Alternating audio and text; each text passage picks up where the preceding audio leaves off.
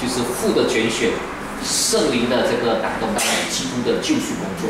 第二章就讲到教会是怎么成立的，是因为上帝的恩，也因为我们信靠他。第3章讲到教会如何扩大，特别透过保罗，然后有一个祷告。然后第4章讲教会存在的目的就是要装备，然后我们要学像耶稣在爱中。第5章到第6章讲基督徒的生活，第6章讲基督徒培培。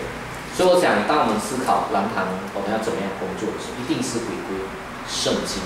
当然，我们有我们的卫理中的传统，那这个圣经是无上的权威，那我们就是不断的去读这个圣经啊。当然，不但是讲蓝堂卫团，也讲教会啊，应该就是不断的读以弗所书，因为以弗所书给我们教会是最好的一个词啊。所以啊，这是在这个神的话语的分享。还有什么要回应的？大家有什么要回应的吗？林娟姐。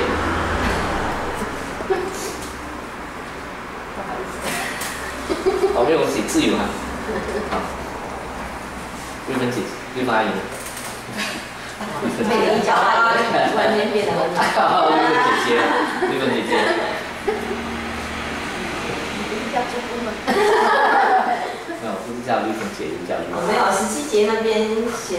讲说，使基督因你们的信住在你们的心里，叫你们的爱心有根有基。其实有时候我觉得我们人真的很软弱，我们的爱心也真的太有限了。我们如果不是因为靠着上帝的帮助，靠着主耶稣的力量，还有就是说我们常常思想主耶稣他如何爱我们，我们思想他的爱，我们才有这样的能力，能够去爱别人。所以我觉得说，我们就是要常常回归到神的里面，我们要常常安住在他的面前，向他来支取力量，因为我们真的是太有限了，我们的爱心也实在是太，有时候真的是非常的不足。好，苏姐。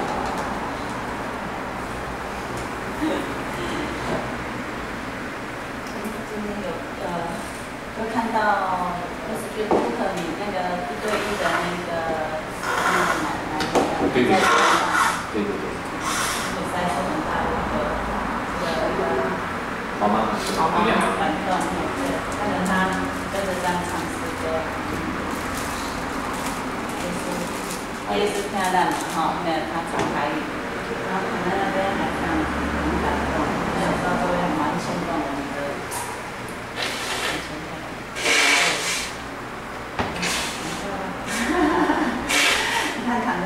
这边我们都还可以，我们俩一样是可以唱歌的。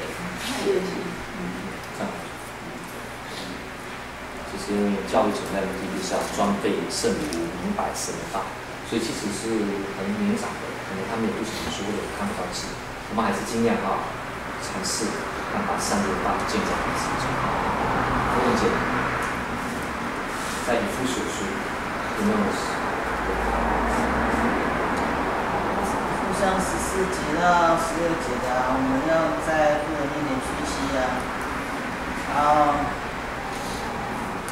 我们心里的力量，按着他丰盛的荣耀，借着他的领教，我们心里的力量会刚强起来。有很多不像你们做的很多事情，我觉得在一般的人都不可能做到，可是有时候力就是人力不足什么，可是你就是可以靠着上帝然后其实不断的坚持再坚持都是一定要靠上帝力量。然后像我们有时候平常自己也是很多软弱的地方，有时候一定要靠着上帝。我们的重要的会计，头发，钱的，有时候很软弱。很多时候很多事情，然后有时候有的事情觉得无奈的事情，然后心里又软弱的时候，真的是要靠着上帝，我们就一次一次不断的增强，然后就是可以这样子在这个里面汲取力量很好。那明美姐，其实要把握时间，像我过来的时候，我开始计划，要什么时候。因为有时候会比较赖床一点，他到7点，所以他来的时候，我就最少6点就要起来，因为他要吃早餐。然后我跟他一起吃早餐，还要祷告半个小时。他祷告那半个小时也要用台语，然后台语我就从创世纪还是说哪一个故事，用台语安尼改翻过来，安尼改翻过来，然后反正就是用一段，然后就讲给他听。然后我前2天我跟我说，妈，咱信耶稣啦，就给我看你讲，看完啦。然后今天早上，因为我之前有邀请那个隔壁的，那个是东门教会的姐妹，那个上次带我去东门教会，然后我就跟她讲说，她上个礼拜都没空，因为他们要出去玩做什么，然后她今天陪我婆婆超2个小时，她说我来带你小赛节，她真的来，我说你不行，你都没当来，因为她都在楼上，因为她不方便。谢神啊，妹妹姐妹就是愿意把父母中的家人是神，听讲是。这段圣经对你有什么亮光？圣灵透过这段话对你有什么样的感动？就真的我们像第5章的爱心行述，我们真的在南坛布道所做的真的都是透过爱心做耶稣的爱传播出去，所以才有这些比较弱势的，真的我们南坛布道所都是弱势的进来，可是这个上帝呢，他是不看人的，他每一个人呢都是他要得救的灵魂所以他绝对不看是贫穷的是富足的，他一样是拯救他的灵魂。所以像第5章的第2节要凭着爱，凭爱心行事，正如基督爱我们，为我们舍己，舍了自己，这样子的意思。谢主，林娟姐有什么分享？从父所说。我看你是刚我们读的就20节嘛，上帝能照着运行在我们心里的大力，匆匆结果成就一切，超过我们所求所想的。我觉得若不是上帝他在我们心里面放下了运行在我们心里面的那个大力，而且是神他自己成就的，我想你们要做的其实是。这是我们自己的想法，对，我觉得说，我们也期待能够明白上帝的心意在南坛，在我们心是什么，那就是能够汲取到神的大力，从中汲取到大。所以以前我的主任牧师说，好像是我们做，其实不是我们做，是主耶稣基督在我们里面做，所以我们就是觉得是上帝的灵在当中工作。好，一娟姐，你对以父所说有没有什么概念？你要不要分享一下？先不要分享。以父所说它有6章，第1章讲教会的蓝图，就圣父的拣选，圣子耶稣成就圣灵感动信耶稣。第2章就是讲信耶稣是完全上帝的灵得到永生，成为教会。第3章讲教会的扩展，然后第4章就讲教会最主要存在的目的就是要学耶稣被装备。第5章到第6章前面帮助讲基督徒的生活，然后第6章后面就讲基督徒的配备。所以我们要了解教会最好的一本书，其中就是以父所说。所以最后我们之前你还没来的时候，我们就念保罗的这个祷告，那成为我们为南堂祷告的一个基础，就教会怎么祷告，信徒怎么祷告。感谢主。因为大家都有分享，没分享我不会就是第14节他说，因此我在父面前屈膝就是保罗他是在上帝的面前屈膝，就是很谦卑的跪下嘛。那我就觉得说，我好像我没有常常在父的面前屈膝，我是躺在床上，然后就说主今天这一整天呢，就是那个祷告在那边睡着这样子，然后也不是对，所以。然后第16节说，求他按着他丰盛的荣耀，借着他的叫我们的心力量刚强起来。然后就觉得说，其实我们真真的是靠自己，真的就是说我们一定是要借着圣灵使我们心里有能力，不然我们所做的都只是靠着自己的肉体啊，我觉得这样是很就是没有什么力量的啦。对，所以我们就是要像保罗一样，在天父的面前屈膝，然后求上帝借着他的灵给我们力量，这样子我们才真的是有这个续航力、有永恒的这个力量来服侍神啊。所以就是要常常的祷告，求上帝给我们力量去做啊，不然久了也会疲乏。那我们为着今天我们来感谢神。那我给大家的这个资料，其实是要大家回去可以做一些的阅读。那可能大家可以先拿起这个表，这一张表，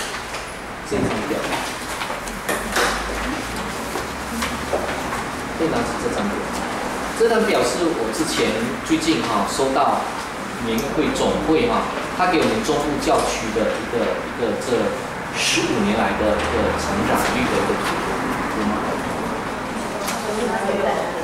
这么多，不知道是哪一张。现在你要找一张叫做中间的。没有那一张我白色的，对，我白色的结婚教区的吗？这两个结婚教区的这张在下面。这张。那这一张表呢，就讲说这15年来，所以从86年到101年是15年嘛那个各个教会的成长率，对不对？那我们也可以看到嘉义会礼堂可能自己的堂会那我们现在做这个是做礼拜的人数啦，人数也可以说是人次。那就是说，他们每一年平均有多少个人？那我们现在，我就是要跟大家报告，就是说，我们感谢神，我也是要恭喜嘉义会礼堂你们的20会呢。那现在呢，在5月份来讲，平均来做礼拜，人次是29.5，但是个人数来讲是23个人。大概你23个人，你大概可以扣掉5个人左右，大概18个人是我们开拓了之后才接触的人，大概，有时候会到20个，大概到20个，那这样子的一个20个，就是说无形当中是嘉义会礼教会增加了20个人左右，或者18个人左右。那如果要增加20个人呢？大概我曾经算过，嘉义会礼堂增长到加过20个人的时候用的时间。你看87年到88年，那我们是9个人嘛，对不对？增加9个人。那以后88、89年是同样的那89到90年就增加多2个，那90到91增加多2个，那91到92增加多4个。也就是说，然后呢，92到93增加到2个，就变30个，对不对？所以大概要用多少年？7、8、9、0、1、2、3，大概要用6、7年来达到18到20个的增加的数。所以现在上帝给我们嘉义会礼堂有机会，现在在半年的时间的话，那上帝可以增加，我们要用6、7年的时间所增加的人数，就平均。所以就是说，这个孩子呢，上帝有祝福嘛那就是大家可以怎么样？大家可以看，我们就一起来感谢上帝他奇妙的这个工作这个表就给我们看。那你看一下我们这个，当然101年的22个人南堂布道所比较多，还是我们自己嘉义会礼堂的会员，然后参加做礼拜。那到了102年，那就比较是真正呢在南堂平常工作。比如说在所以我们就可以看见我们现在布道所的，我们当然是用几场崇拜来累积这个20多个人，我们用4场崇拜。那我们现在目前，比如说以4月份来讲，我们现在在就是差不多算是我们现在嘉义会礼堂在4月份的平均数是58个人，50多个人嘛，57个人。那布道所的是30个，就差不多是一半的崇拜。那就是说崇拜来讲，那目前的状况是这样子。那受洗的呢，上帝祝福大概有10个人是比较稳定的，那还有另外3个不太稳定。那上帝自己的家庭恩典，那这个呢是每一年各个堂会他们受洗的人数我们已经说了，不是我们做什么，而是上帝自己赐福加一的为你教会，让他开拓的时候，上帝自己把人给带来。那我们当然进来的本分。那意思是说，我们就感谢神，我们就看见说，上帝好像给我们一个 signal， 对不对？我祝福你们，就是这个工作。所以，如果上帝祝福的，我们就可以怎么样？就继续做，对不对？啊，这个就是一个动力。那其他的内容呢，都可以请大家回去可以看，都去可以看。对，那对，这个是我想要分享。然后其他的对，陈道你有什么要分享的？没有。没有啊。好。那主要就是说，我们问一个问题是这样蓝堂，我现在比较大的关怀，我是把我的关怀讲出来除了跟大家报告我们的实况以外，那跟大家报告我的关怀。那我们不知道这个派斯的状况到底是怎么样，不过我最少还有84天左右的时间在这里工作。对，那在84天的里面呢，我所能够做的就是尽量让这些的基督徒呢来这里信耶稣的朋友们。不要因为我如果人不在了，他不来，我只能够把焦点放在耶稣身上。可是人之为人就是跟人有感情所以如果他只跟我建立，我要把他建立跟神的关系，这是一定的。我们不是把他跟他建立我的关系，没有意思嘛。那当然，但是人跟传道人会建立一个友情或者感情，这个也很平常。那所以呢，现在其实应家姊妹她。也不是所有我所关怀的团队，他都一定有在当中。所以，因为我现在主要的关心呢，我们比较多的是慈保。慈保大概最近来教会的大概有8个人做礼拜。那我们在大雅路的，那他们大概有10多个人。那现在我们在国安人之家其实也有20-30个人，不过真正来做礼拜的是3个人。那还有一群的人还在关心，还在做。那中途我们还有一个机构也有聚会，那大概6月份大概有10个人也会来。那协同中学大概我们有10多个人，但是那边来的只有1个曾经来。那我们自己在外面跑进来的，大概又继续来的，大概只有1个2个这样子。所以我们教堂开了门打开了，不一定人就跑进来，好像不一定当然我们大雅路那一边是他们首先有人进来，然后我们再守住，这样子。那现在我比较大的关怀就是说，是不是有可能，比如说因为我们除了礼拜天早上10点做礼拜，我们下午3点也有做礼拜，就是像林娟姐有提到，如果你要我们来，大概早上是不可能，但是下午可能可以，那来可能可以，我不知道传道我只是这样想。另外一个时间就是什么，晚上7点半的时间。那我特别会是建议说，如果我们教会只有1堂崇拜，那些没有来10点崇拜的，事实上他可以用这一些的时间当做补崇拜的时间，就让他最少每个礼拜他有收足。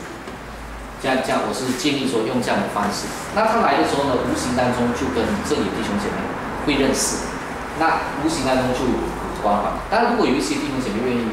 委身说，我以后几点的崇拜我都会来关心。那其实来关心就是一个很好的，就是说那些来做礼拜的人就可以怎么样，就可以知道原来还有多几个基督徒好像说我们有一个大雅路基督徒叫做格茂公，他说也希望常常看到姐妹出现，好像一家姐妹出现，他也希望看到其他基督徒，不然他看到就是看到我吧，对不对？这样子，所以就是说有多一点只要他在，就是说大家可以，因为我们聚会不会超过1小时。我现在讲到不超过30分钟，都因为主任牧师有交代。那我的聚会就是1个小时里面结束，然后之后呢就坐下来聊天，那就是透过聊天大家有建立关系，然后大家因为基督徒的生命是彼此交流，然后你就从谈天当中很自然的，那上帝就会在我们当中来做起来。我觉得现在最需要的其实就是说如果有一些基督徒愿意来，也不要说什么转变，就是说他能够成为一个如果能够比较尾声的比如说3点钟一定会来，那比如说7点半会来，那无形当中其实就是让他们有一些基督徒的朋友，然后他最少知道说有一个人除了关传道不在以外，就如果有一天关传不在，他还不会感觉到太陌生的这个教育。当然新的传道人当然还是扮作举足轻重的角色，但是我们信徒就无形当中要有成为新传道人的一个祝福，这是我可以想到的。然后另外一个就是因为我现在有固定到不同的机构带聚会，如果说大家也有这样的负担其实也可以跟传道商量要衡量你目前的侍奉不要超出。如果已经很多侍奉了，传道就是说大概你就怎么样，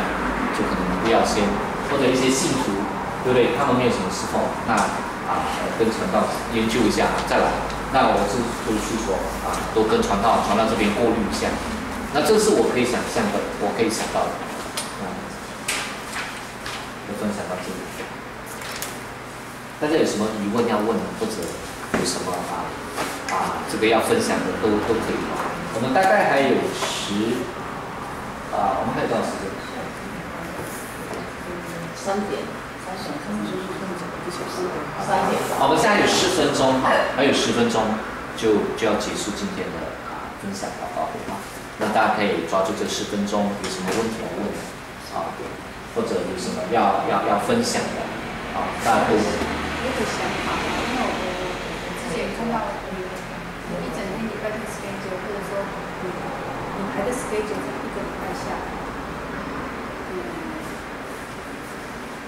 礼拜天是安息日就是说，那你会不会觉得说，因为你是单身，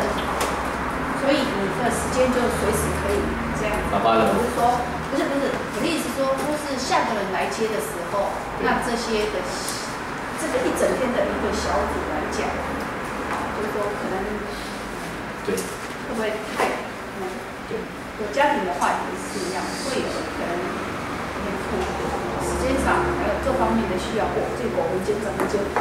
对，就是我的很好的问题，非常好。就是看到你那个时候，我看到那个 schedule 的时候，没穿腿时间，那个放腿时间，都做给啊，你更没就没时间，那个身体真的是要顾好。那个有像传道人也是人但是我觉得说身体还是要顾好，该休息的时候还是休息。像我自己身体不好的人，我这条命是上帝救回来，我现在就是会顾惜我自己，不要太逞强。就是我说我，所以会衡量我现在有没有头痛，各方面可不可以？所以像说，如果说晚上还要再服侍那个的时候，我就膝盖就可能会吧。是，我觉得明梅姐讲的很好的问题其实我举例一下那现在是这样，我其实有预备会有的心在这里就知道，所以我们没有一个堂会这样子的，都是只有一堂10点。我就跟他们报告说，我说新的牧者以后可能就是1个崇拜。我现在因为我有很多时间我就开拓，那我就分给你们这样的。但是呢，不代表以后你要求这个同一个牧者我们做这样同样的事情。所以我就已经跟他们预备好他们的心，将来我们就怎么样，就可能是一堂崇拜。因为会度也同时告诉我他说你这样我们会担心这么多人崇拜。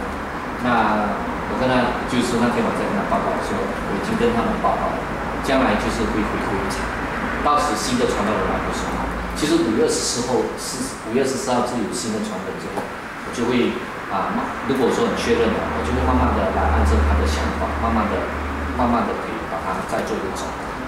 这样子，尽量就是按照可能就是一堂崇拜，就是回应这个命令这里的就是一堂崇拜。现在是因为我是想说趁着我现在有时间，我就先尽量能够做到哪里先做。我们讲开头就要引擎要开，这样子知道吗？那多一点人有机会蒙恩，那就这样子。那这只是一个过渡时期，我也报告我说你现在的机会就这样，以后呢就大概这样。那关于到小组将来也需要再整理，因为我现在是特别有很多人要受洗，我是给他们上一点受洗班，给他们多一点造就，将来全部都需要整合。可能就是5、6个小组，大概主要，那就不会有这么忙。所以我等新的传道人预备好的时候，我就会再做整合。那我今天是说跟大家因为新的传道人他一定可能在各方面他都会调整，但是有一件事情可能可以在他还没有来以前我们做到的，就是让我们的教会一些比较成熟的基督徒认识这里的基督徒，就是说好像大家是族内的兄弟，其实如果能够做到这一点我觉得已经做得很好。就说至少你会认识至少他们也知道你这是我们母会的什么，这是子会的什么。只要有这样我就觉得我大概在对于以后新来的传道人他就比较没有什么吃力，为什么？如果他需要去关心某一个人的时候，最少你们都认识，除了东家姐以外，还有其他人可以陪伴这个传道人有一些的关怀，这样子。那你们也会从跟他们接触当中知道他们的特性是什么，那让那个传道人以后来的传道人可能有多一点的陪伴，对不对？这样，就我相信按照看贵族这样说，是将来传道人可能就是需要两方面都有关怀，对不对？所以就是说，这个是我可以在传道人还没来以前，我可以先做好的第一份交接的工作。那对，那就是可以就是慢慢去注意到明美姐所说的事情，就是我们不会以后传道人这样就是不能够要求下一个传道人像要求我这样子，我这个是刚好我有这样的时间，那多出来呢我就分给大家，那以后可能就需要更多的调整。可是因为你现在的崇拜就是分3个场次，就是3个不同的时间。对。那这么一大段时间，他们已经都习惯这样的模式。那以后如果说像你讲的新的传道人来，他有可能会改变，他可能会改变什么？只有1场崇拜。那你有没有思考过这些原来